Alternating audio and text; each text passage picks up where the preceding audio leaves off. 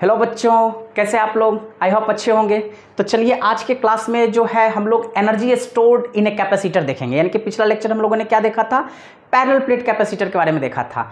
तो कैपेसिटर के बारे में तो अभी हम लोग पिछले 3-4 लेक्चर से कैपेसिटर के बारे में ही देख रहे हैं। तो आज के क्लास में जो है बेसिकली हम लोग क्या देखने वाले हैं?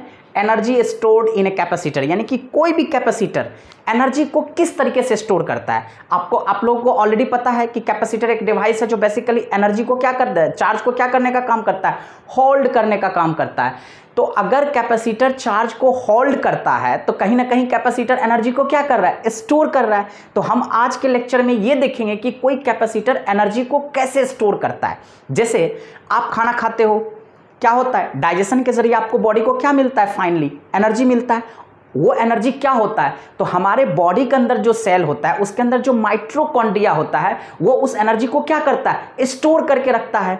और धीरे धीरे हम लोग क्या करते हैं, उस एनर्जी को यूज करते हैं। तो इसलिए माइटोकॉन्ड्रिया को क्या कहा जाता है, power house of the cell.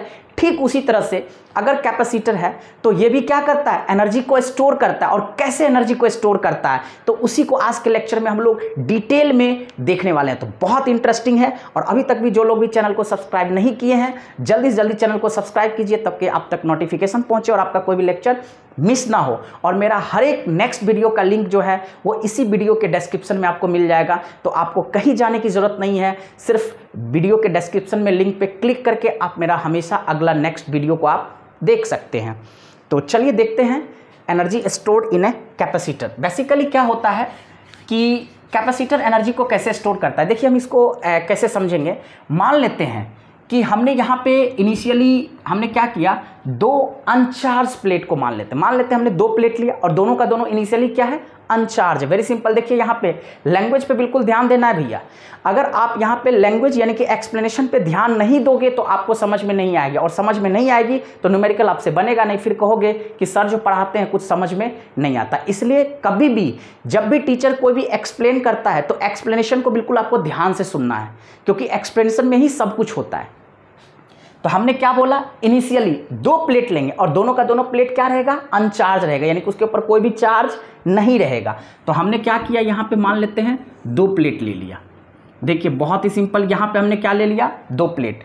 मान लेते हैं ये प्लेट हमारे पास क्या है, मान लेते हैं इस प्लेट को हमने 1 मान लिया, ठीक है। और ये प्लेट हमारे पास क्या हो गया, 2।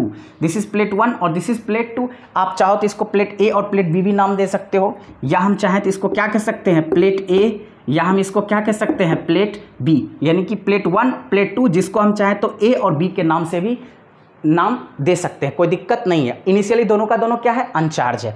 तो हम यहाँ पे लिख भी सकते हैं, लेट 2 प्लेट्स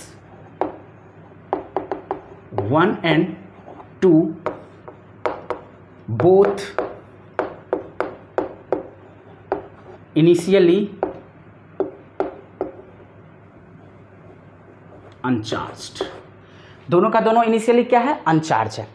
अब हम यहां से एजम्पशन लेते हैं, एज्यूम करते हैं कि मान लेते हैं कि अगर पॉजिटिव चार्ज प्लेट 2 से प्लेट 1 की तरफ ट्रांसफर हो रहा है। अब कहोगे सर ये क्या मतलब है, यानी कि इनिशियली दोनों का दोनों प्लेट क्या है, अनचार्ज है, और आप कह रहे हो कि सर पॉजिटिव चार्ज जो है प्लेट 2 से प्लेट 1 की तरफ ट्रांसफर हो रहा है। तो हमने ये एज्यूम किया क्योंकि हमें कंडीशंस को कुछ यहाँ पे एजम्पशन लेकर के ही हम इस एक्सप्रेशन को क्या कर सकते हैं, ड्राइव करेंगे।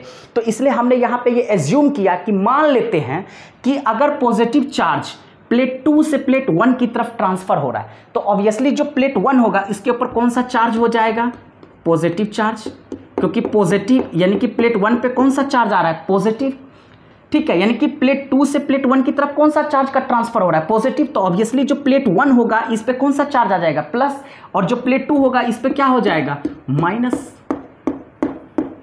क्या हो जाएगा, माइनस। Very simple. मान लेते हैं आपके अकाउंट में 10 लाख रुपया है और आप धीरे धीरे करके थोड़े थोड़े पैसे किसी को दे रहे हो, तो आपके अकाउंट से तो पैसा घटता चला जाएगा ना, कम होता चला जाएगा। तो हमने क्या कहा आपको, प्लेट 2 से प्लेट 1 की तरफ आते चला गया तो ऑब्वियसली क्या होता चला गया, इस पे नेगेटिव और इस पे क्या आ जाएगा, positive charge. Very simple.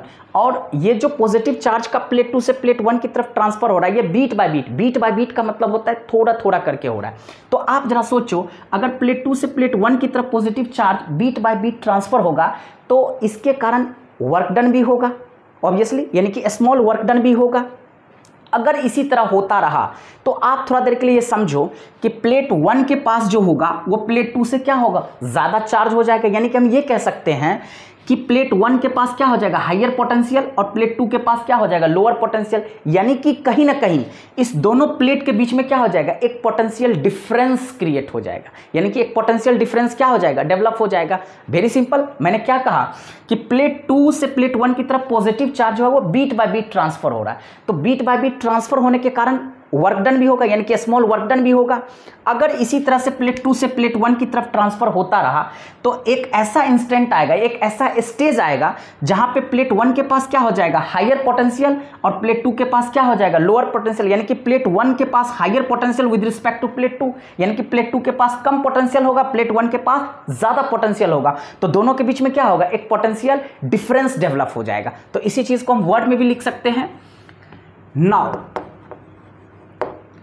Late positive, simple हमने यहां पे लिख भी दिया, ठीक है। इफ इट कंटिन्यूज, अगर इसी तरह से होता रहेगा तो हमने यहां पे लिख भी दिया, if it continues then at certain stage the plate 1 having higher potential with respect to the plate 2।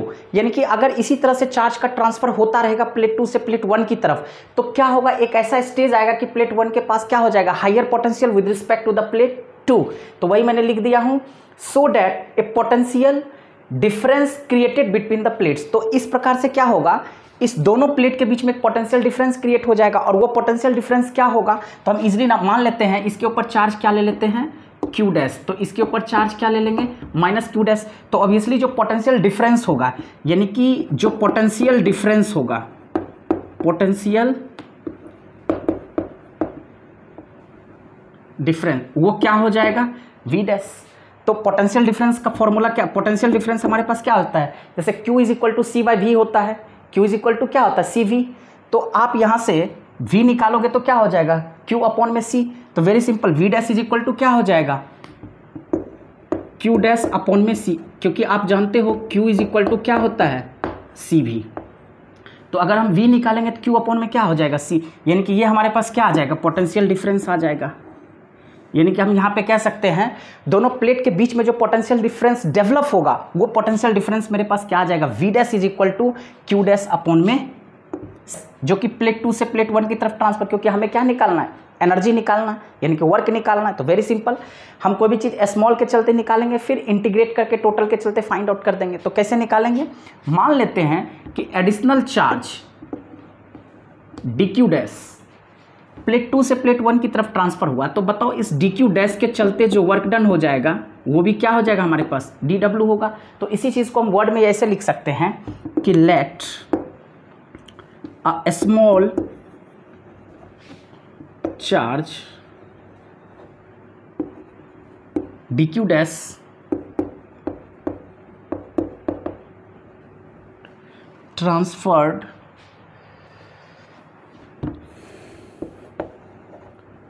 From 2 to 1।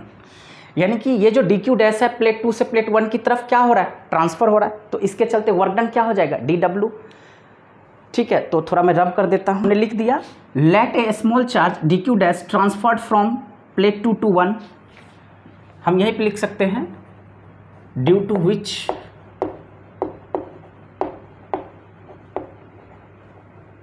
Work done will be D W.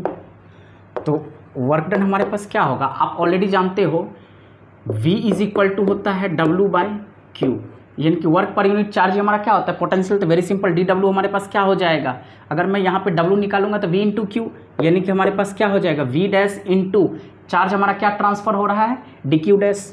तो हम यहाँ पे लिख देंगे D Q dash. This implies D W is equal to, अब V dash हमारे पास already क्या था, क्यू डैश अपॉन में सी। तो हम यहाँ पे पुट कर देंगे, वी डैश की जगह क्या लिख देंगे, क्यू डैश अपॉन में सी, और ये क्या हो जाएगा, डी क्यू डैश। अब मुझे क्या फाइंड आउट करना है, total work done find out करना, दैट मीन्स हमें एनर्जी फाइंड आउट करना है। तो बहुत ही सिंपल, अब देखो एनर्जी को कहाँ से फाइंड आउट कर रहे हो, तो बहुत ही सिंपल, इनिशियली हमने क्या माना था, दोनों का दोनों प्लेट अनचार्ज है, तो इसका मतलब इनिशियली चार्ज क्या है, 0। यानी कि हम यहाँ पे लिख सकते हैं so total work done from 0 to Q। यानी कि बहुत ही सिंपल है। लिमिट जो हमारे पास आ जाएगा वो कहाँ से आ जाएगा, 0 से Q। यानी कि इनिशियली दोनों का दोनों प्लेट क्या था, अनचार्ज था, यानी कि ऊपर चार्ज क्या था, 0। और हम फाइनली मान लेते हैं जो फाइनल हमारे पास दो प्लेट आया, इसके ऊपर हमने क्या ले दिया, प्लस Q, और इसके ऊपर क्या चार्ज आ गया, माइनस Q। चार्ज प्लेट आ गया, ठीक है। ये कौन सा चार्ज प्लेट आ गया, पॉजिटिव, और ये क्या आ गया हमारे पास, नेगेटिव, ठीक है। ये हमारा डायरेक्शन आ गया प्लस से माइनस, ठीक है। हम यहाँ पे क्या देख सकते हैं, ये इलेक्ट्रिक फील्ड, यानी कि जो भी इसके अंदर इलेक्ट्रिक फील्ड का डायरेक्शन है वो किधर से किधर है, प्लस से माइनस के डायरेक्शन में। तो हमने देखा इनिशियली अनचार्ज था, तो यहाँ पे चार्ज क्या था, 0, और फाइनली 0 से हमने प्लेट के ऊपर चार्ज कितना डेवलप कर दिया, Q। तो इसलिए जो टोटल वर्क डन निकालना, यही तो एनर्जी है, यही तो प्लेट ने एनर्जी को क्या किया, स्टोर किया। पहले कुछ भी नहीं था। मान लीजिए कि कोई नेता है, ठीक है, स्टार्टिंग में उसके पास कुछ भी बैकअप नहीं था, तो जनता ने उसको सपोर्ट करके क्या बना दिया, मिनिस्टर बना दिया। अब अचानक मान लीजिए 1 साल के अंदर, 2 साल के अंदर अगर उसके पास बहुत ज़्यादा संपत्ति हो जाएगा, तो लोग आश्चर्य तो करेगा कि देखो जिसके पास कुछ भी नहीं था, 2 साल मिनिस्टर बनने के बाद कितना कुछ हो गया। तो वही सिंपल सी बात है यहाँ पे कि ये जो प्लेट था इनिशियली तो अनचार्ज था, इसके ऊपर कोई चार्ज था ही नहीं। अब हमने इसको 0 से इसके ऊपर चार्ज क्या डेवलप कर दिया, Q। तो यानी कि टोटल एनर्जी हम लेंगे 0 से इसको Q आने में, इसने कितना एनर्जी को क्या किया, स्टोर किया। यही तो एक्चुअली हमें फाइंड आउट करना है, तो इसलिए मैंने लिखा हूं so total work done from 0 to Q। तो हम क्या करेंगे, इंटीग्रेशन ऑफ dw, तो हमारे पास इंटीग्रेशन क्या हो जाएगा, ये Q dash by C into dQ dash. Limit हमारे पास क्या आ जाएगा, 0 से Q। तो this implies integration of dw हमें क्या दे देगा, W। अब हम क्या लिखेंगे यहाँ पे, अब देखो d किसके साथ लगा, Q डैश, तो सिर्फ Q डैश वाले का इंटीग्रेशन होगा, रिमेनिंग कांस्टेंट 1/c को हम क्या करेंगे, बाहर ले आएंगे, इंटीग्रेशन 0 से Q, ये क्या हो जाएगा, Q डैश dQ डैश। यानी कि थोड़ा अच्छे से लिख देते हैं, 1/c हमारा क्या आ गया बाहर। तो यहीं से लिख सकते हैं this implies W is equal to 1/c।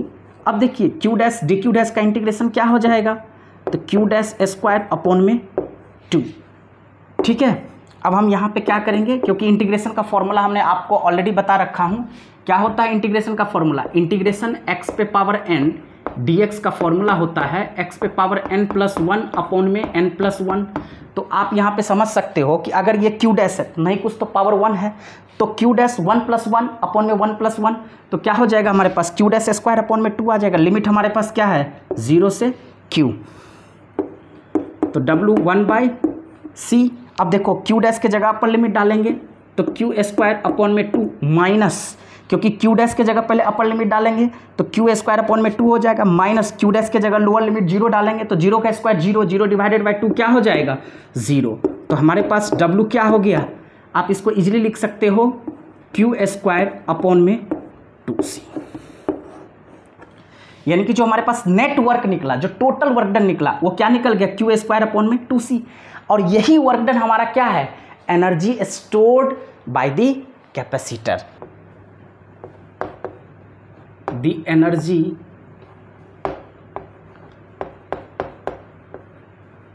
Stored by the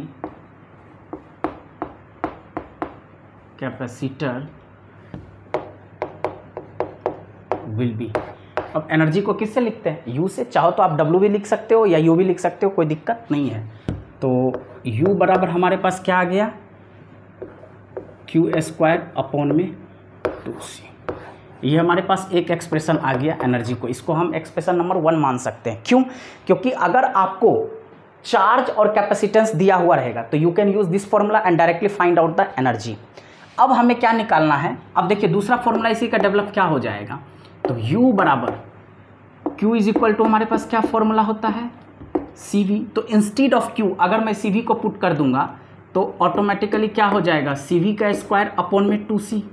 यानी कि दिस इंप्लाइज U क्या हो जाएगा हमारे पास, C square V square upon में 2c। ये और ये कैंसिल आउट हो जाएगा, तो हमारे पास क्या बचेगा, सिंपली CV स्क्वायर अपॉन में 2। तो हम इसको लिख सकते हैं U is equal to half CV square. U is equal to क्या लिख सकते हैं, हाफ सी वी स्क्वायर, यानी कि कैपेसिटेंस और पोटेंशियल दिया रहेगा तो you can use this formula. तो ये जो आ रहा है कुछ नहीं आ रहा है, एक आपको एक्सप्रेशन ध्यान में रखना है, केवल सब्स्टिट्यूशन करके हम अलग अलग फॉर्मेट में क्या कर सकते हैं, एक्सप्रेशन को लिख सकते हैं। और वो फॉर्मेट डिपेंड करता है कि जो डाटा दिया रहेगा उसके अकॉर्डिंग हम फॉर्मूला को क्या करेंगे, प्लेस करेंगे। तीसरा फॉर्मूला हमारे पास क्या आ जाएगा, अब देखिए यहाँ पे आ गया हमारे पास u is equal to half C V square. अब this implies u is equal to half, अब v के जगह हम क्या पुट कर सकते हैं, q बाई सी। v के जगह क्या पुट कर सकते हैं, q बाई सी। या आप ऐसा करो, एक मिनट देखो, q के जगह हमने सब्स्टिट्यूशन कर दिया, अब हम c के जगह सब्स्टिट्यूट कर देते हैं, क्योंकि हमें q और c में रिलेशन मिल गया है, c और v में मिल गया है, लेकिन हमें कहीं भी q और v के टर्म में नहीं मिला है। तो बहुत ही सिंपल, अगर मैं c के जगह सब्स्टिट्यूट कर देता हूँ तो c इज इक्वल टू क्या हो जाएगा, q बाई वी। तो आप यहाँ पर देखो c के जगह हम क्या लिख सकते हैं, q by V into V square, क्योंकि आप जानते हो q इज इक्वल टू क्या होता है, सी वी। तो c इज इक्वल टू आप क्या लिख सकते हो, q बाई v। तो अगर हम यहाँ पे c के जगह क्या सब्स्टिट्यूट कर दिए, q बाई वी, तो q by V into V square, ये और ये कैंसिल आउट हो जाएगा, तो हमारे पास एक्सप्रेशन u क्या निकल जाएगा, हाफ क्यू वी। या हम कह सकते हैं u is equal to Q V upon में 2। ठीक है, यानी कि u is equal to half Q V लिख सकते हैं या क्यू वी अपॉन में 2। तो ये हमारे पास क्या आ गया, 3। यानी कि ये जो अभी आपने एनर्जी स्टोर्ड बाय कैपेसिटर देखा, इसके 3 एक्सप्रेशन आ गया, क्यू स्क्वायर अपॉन में 2c आ गया, हाफ सी वी स्क्वायर आ गया, या हाफ हम क्यू वी भी कह सकते हैं, या क्यू वी अपॉन में 2 भी लिख सकते हैं। तो that depends on the given data, जैसा डाटा क्वेश्चन के अंदर दिया हुआ रहेगा उसके अकॉर्डिंग आपको फॉर्मूला यूज़ करना। यानी कि अगर चार्ज और कैपेसिटेंस दिया रहेगा तो ये फॉर्मूला यूज़ करोगे, कैपेसिटेंस और पोटेंशियल दिया हुआ रहेगा तो ये फॉर्मूला यूज़ करोगे, और चार्ज और पोटेंशियल दिया हुआ रहेगा तो आप डायरेक्ट इस फॉर्मूला के जरिए। देखिए बहुत ही इंटरेस्टिंग क्वेश्चन है, क्वेश्चन 1। यहाँ पे हमने 2 अलग अलग क्वेश्चन को लेकर के आपको energy stored in a capacitor को कैसे फाइंड आउट करेंगे, यानी कि एनर्जी के ऊपर हम लोग कैसे प्रॉब्लम को करेंगे, तो 2 अलग अलग हमने क्वेश्चन यहाँ पे लेकर के आपको समझाने का कोशिश किया हूँ। बहुत अच्छे समझ में आएगा, ध्यान से देखिएगा और वीडियो के अंत तक जरूर बने रहिएगा, ठीक है। पहला क्वेश्चन देखिए क्या कह रहा है कि how much work must be done, यानी कि हमें क्या निकालना है, वर्क, यानी कि डेट मीन्स हमें एनर्जी फाइंड आउट करना है, टू चार्ज ए 24 माइक्रोफैराड, यानी कि कैपेसिटेंस हमारे पास कितना दे रखा है, 24 microfarad capacitor when the potential difference, PD का मतलब क्या हो गया, potential difference between the plates is 500 volt. बहुत ही सिंपल, यानी कि कैपेसिटेंस आपके पास कितना दे रखा है, 24 माइक्रोफैराड। और मैंने आपको कन्वर्जन में ऑलरेडी बता रखा हूं कि अगर माइक्रोफैराड को फैराड में कन्वर्ट करना है तो 10 पे पावर -6, यानी कि 24 इंटू 10 पे पावर -6 फैराड, ये मेरे पास क्या निकल गया, कैपेसिटर। और दोनों प्लेट के बीच में जो पोटेंशियल डिफरेंस है वो हमारे पास कितना है, 500 वोल्ट। तो मुझे क्या निकालना है, वर्क, हम लिखेंगे वी नो डेट, WKT का मतलब क्या होता है, we know that. U is equal to हमारे पास क्या फॉर्मूला होता है, हाफ। अब डाटा देखो क्या दे रखा है, C और V, तो डायरेक्ट जब हमारे पास अगर कैपेसिटेंस और पोटेंशियल दे रखा है तो डायरेक्ट कौन सा फॉर्मूला निकालना है, कैपेसिटेंस और पोटेंशियल वाला एनर्जी स्टोर का फॉर्मूला यूज़ करना है, जो कि होता है हमारे पास हाफ सी वी स्क्वायर।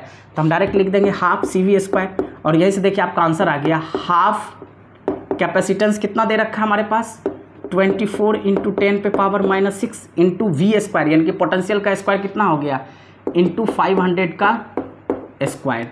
आप जब इसको सॉल्व करोगे तो आप यहाँ पे देखो 2 12, तो हमारे पास डायरेक्ट आ गया 12 इंटू 10 पे पावर -6, और ये 500 का स्क्वायर कितना हो जाएगा, 25 इंटू 10 पे पावर डायरेक्ट 2, और 2 कितना हो जाएगा, 4। तो बहुत ही सिंपल, आप देखिए यहाँ से 25 इंटू 12 मल्टीप्लाई कर देंगे, ठीक है। और या आप इसको रिड्यूस कर दीजिए, बेटर, ज़्यादा अच्छे समझ में आएगा। 12 इंटू 25 इंटू 10 पे पावर -6 और 4, तो ऑब्वियसली माइनस कितना बच जाएगा, 2, यानी कि यहीं से डायरेक्ट निकल गया 12 इंटू 25। अगर हम -2 है तो इसको हम नीचे लेंगे तो डायरेक्ट क्या आ जाएगा हमारे पास, 100 आ जाएगा, ठीक। दूसरा प्रोफाइल का क्वेश्चन क्या कह रखा है कि एक capacitor is charge through a potential difference of 200 volt, यानी कि 200 वोल्ट का जब पोटेंशियल डिफरेंस है तो उसके बिहाफ पे कैपेसिटर को क्या किया गया, चार्ज किया गया। When 0.1 coulomb charge is stored in it, यानी कि जब 200 पोटेंशियल डिफरेंस पे चार्ज किया गया तो कितना चार्ज स्टोर हुआ, 0.1 कूलम, बहुत ही कम चार्ज है, ठीक है। How much energy will it release when it is discharge, यानी कि जब कैपेसिटर डिस्चार्ज होगा, कोई भी चीज़ को आप यूज़ करोगे, जैसे आप खाना खाते हो तो आपको क्या मिलता है, एनर्जी मिलता है, लेकिन जब आप वर्क करते हो तो एनर्जी धीरे धीरे क्या होता है, रिलीज होता है, आपका बॉडी उस एनर्जी को क्या करता है, यूज़ करता है। तो ठीक उसी तरीके से क्या होता है, अगर कोई कैपेसिटर चार्ज हुआ तो वो डिस्चार्ज भी होगा, डिस्चार्ज होगा तो एनर्जी को क्या करेगा, रिलीज करेगा। तो बहुत ही सिंपल, यानी कि कहीं ना कहीं चाहे एनर्जी स्टोर्ड हो या एनर्जी रिलीज, कहीं ना कहीं हमें क्या निकालना, एनर्जी निकालना। तो हम बहुत ही सिंपल देखते हैं, डाटा क्या दे रखा है, ऑटोमेटिकली पोटेंशियल डिफरेंस, यानी कि V हमारे पास कितना दे रखा है, 200 वोल्ट। उसके कैपेसिटेंस चार्ज हमें पास कितना दे रखा है, Q इज इक्वल टू हमारे पास दे रखा है 0.1 कूलम। वेरी सिंपल, मुझे क्या निकालना है, एनर्जी निकालना है। बेशक हमें डिस्चार्ज के सेंस में निकालना है, यानी कि रिलीजिंग एनर्जी निकालना है, तो एनर्जी का ही तो फॉर्म होगा, चाहे रिलीज हो या फिर स्टोर हो। ठीक है, तो U इज इक्वल टू हमारे पास कौन सा फॉर्मूला है, अब यहाँ पे डाटा क्या दे रखा है, V और Q। तो V और Q में क्या फॉर्मूला था हमारे पास, सीधे हम लिखेंगे हाफ QV। यही एक्सप्रेशन आप लोगों ने देखा था, ड्राइव करके हमारे पास एक्सप्रेशन क्या आया था, हाफ QV। तो direct put the formula, get the answer. आप यहाँ पे देखिए, हाफ इंटू Q आप क्या लिखोगे, 0.1 इंटू पोटेंशियल डिफरेंस हमारे पास कितना है, 200। इस डेसिमल को हटाएंगे 10 आ जाएगा, कैंसिल आउट, 2 से कितना हो जाएगा 10। तो बहुत ही सिंपल, 1 इंटू 10 कितना आ जाएगा, 10 जूल। तो हमारे पास जो एनर्जी आ जाएगा वो कितना जूल आ जाएगा, 10 जूल। यानी कि ये जो कैपेसिटर है जब ये डिस्चार्ज होगा तो कितना एनर्जी को रिलीज करेगा, 10 जूल। Very simple. तो आप लोगों ने देखा कि energy stored in a capacitor के ऊपर किस टाइप का क्वेश्चन पूछा जाएगा। तो ये हमने बहुत ही बेसिक क्वेश्चन आपको बताया हूं कि जो भी फॉर्मूला आपने ड्राइव किया उसको यूटिलाइज कैसे करना है। तो हमने देखा क्या फॉर्मूला यूज़ किया, यहाँ पे हमारे पास Q और V दे रखा, तो एनर्जी का वही वाला फॉर्मूला अप्लाई कर दिया। Q और V के केस में हमारे पास क्या था formula, half QV, put the formula, get the answer. और यहाँ पे क्या दे रखा था, कैपेसिटेंस और पोटेंशियल। तो एनर्जी स्टोर्ड का फॉर्मूला हमारे पास क्या था, कैपेसिटेंस और पोटेंशियल के केस में half CV², put the formula, get the answer. तो आई होप आपको बहुत अच्छे समझ में आ गया होगा और इसके ऊपर कोशिश कीजिए ज़्यादा से ज़्यादा न्यूमेरिकल को सॉल्व करने के लिए। जितना ज़्यादा आप न्यूमेरिकल को प्रैक्टिस करोगे आपका कॉन्सेप्ट उतना ही अच्छा से क्लियर होगा।